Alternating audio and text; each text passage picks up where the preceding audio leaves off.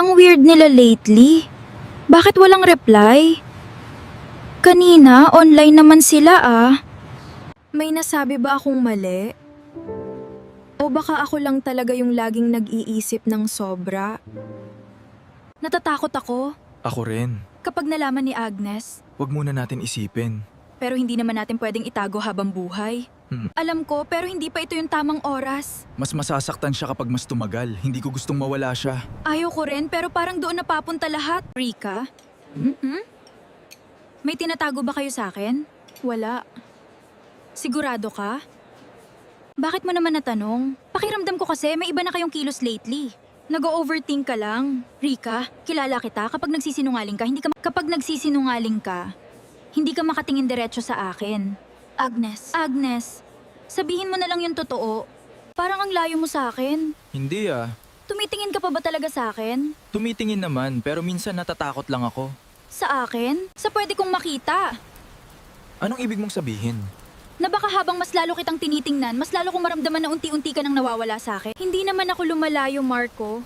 Ikaw yung unti-unting tumitigil lumapit. Paano ba ulit magsimula? Hindi ko na kaya. Miss kita. Bakit ngayon ka pa? Alam kong wala akong karapatan magparamdam pa.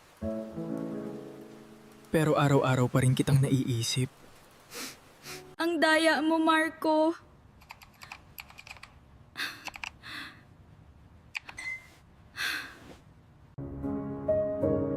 Sorry.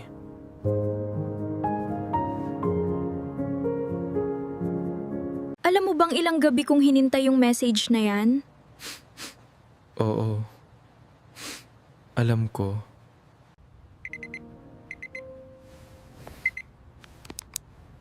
Pwede pa bang ayusin? Hindi ko alam, pero miss pa rin kita.